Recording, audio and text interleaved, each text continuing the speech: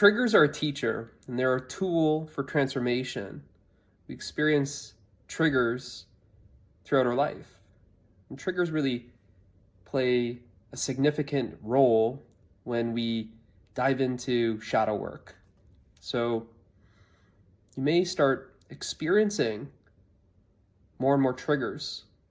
It's really understanding triggers that you can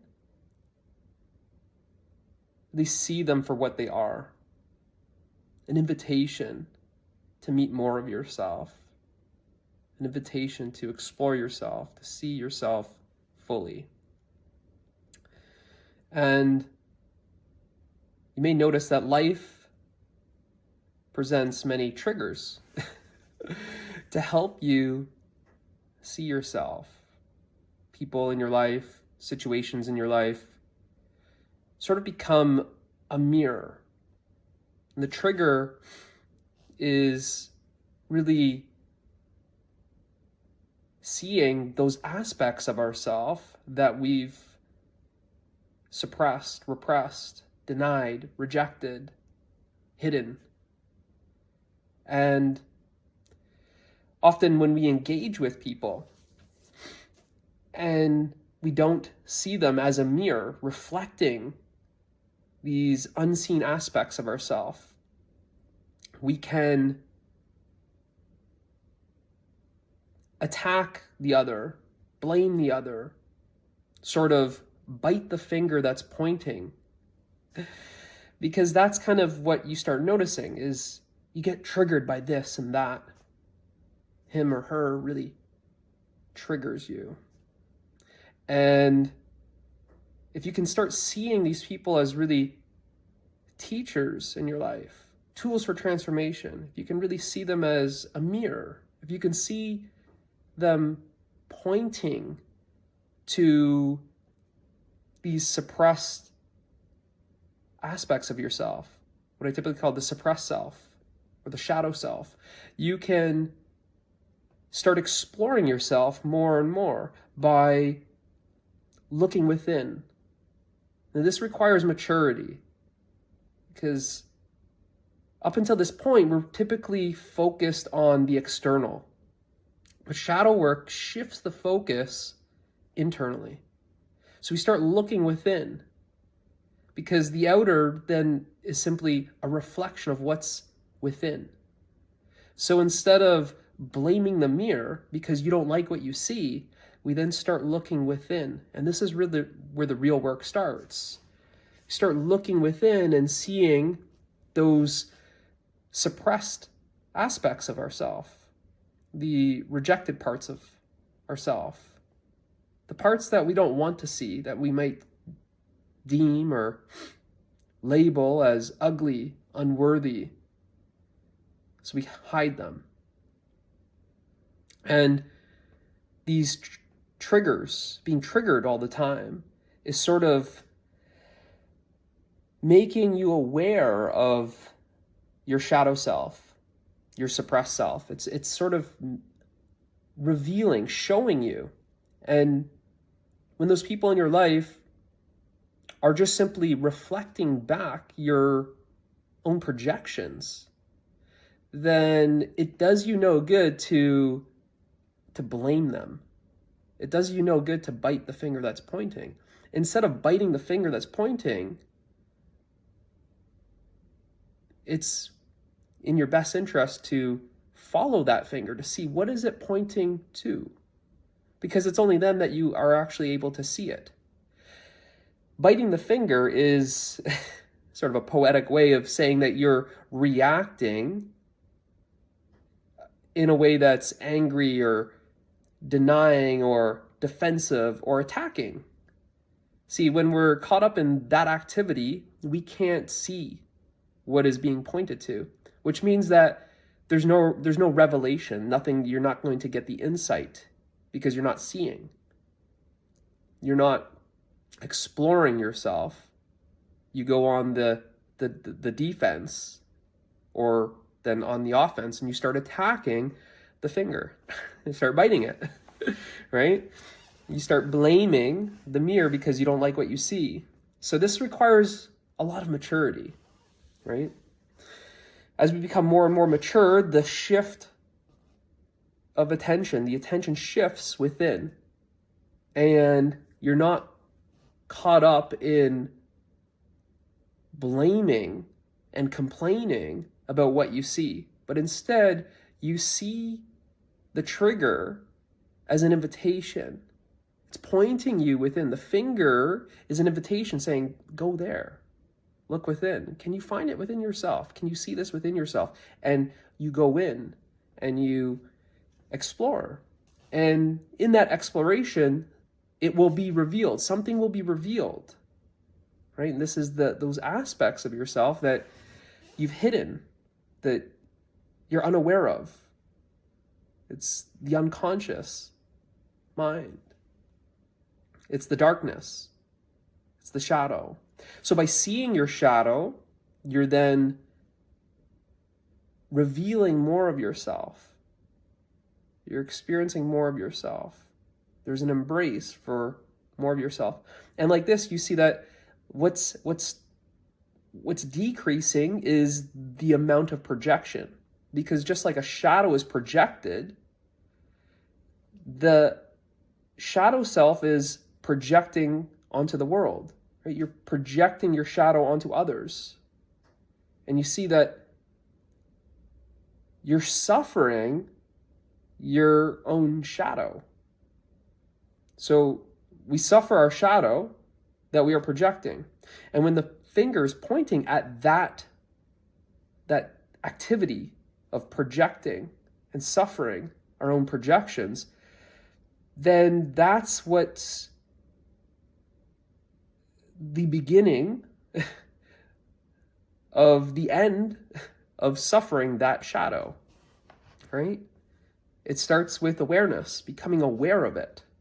If you're not aware of that even happening, then you can't end that suffering, right? So it's through becoming aware of that projection, right? So we typically are projecting onto others. We're projecting onto the world, and then we're suffering our own projection.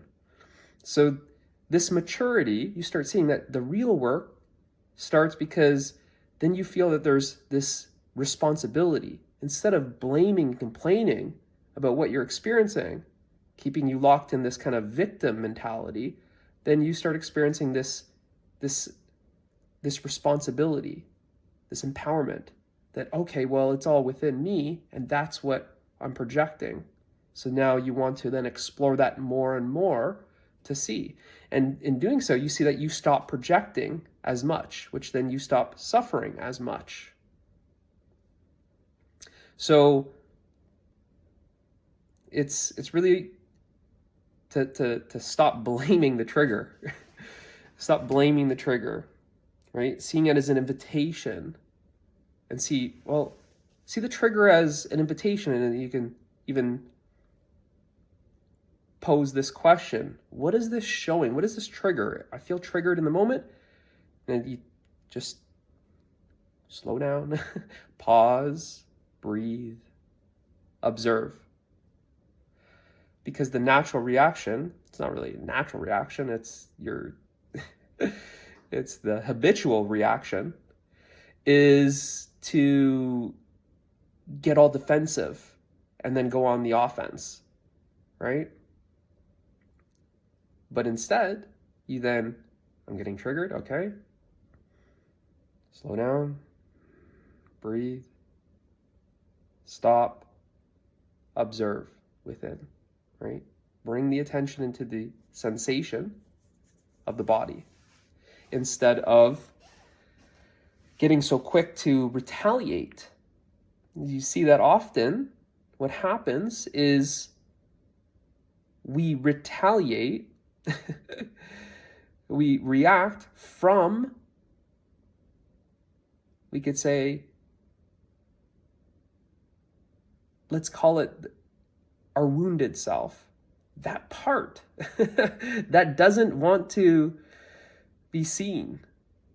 That part of us that feels like it was attacked, then there's a reaction coming from a place of feeling hurt, feeling wounded, hurt. So then I attack the other, and that, what I'm saying now is coming from that place of being wounded and hurt. And it's like, if I could just get back at him or her, if I could just say this to try and inflict that same pain. See, the trigger caused me pain. That's what is going on. That's the story. The trigger caused me the pain. He hurt me by what he said. But it's not like that. That hurt, that pain is already within you. That trigger, that pointer is just pointing at that wounded aspect of yourself, that hurt aspect of yourself. And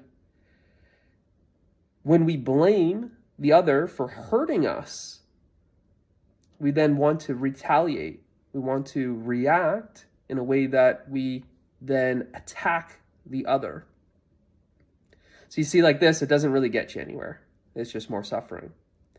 Whereas instead of that, what you do, it's not really a doing, is you pause, you observe, you see, what is it in you that actually feels hurt? Why do I feel unseen? Why do I feel unheard?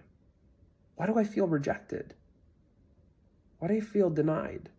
See, that's those aspects of ourselves that we have rejected, that we have hidden, that we have denied, that we have suppressed. It has nothing to do with the other. So like this, we start really exploring that, seeing that, and the more you see those hidden aspects of yourself, the more you listen to those unheard aspects of yourself, then you don't feel like you're unheard. You don't feel like you're unseen. It's very counterintuitive. Listen if you want to be heard. Watch if you want to be seen. But it starts with you. See, that watching and listening is about watching within, listening within. And then you'll see that you won't project that onto the other. You won't feel like you're not heard. You won't feel like you're not seen. We can see the trigger, the other, as a mirror that's simply reflecting our own projections. And in this way, perception is projection. That how we perceive the world is really what we're projecting onto the world, what we're projecting onto the other. So like this, we're suffering our own projection. That projection is our shadow. It's the aspect of us that we don't want to see. So in a way, we're afraid of our shadow. This is where it starts with seeing your shadow. It takes courage, it takes maturity to see your shadow.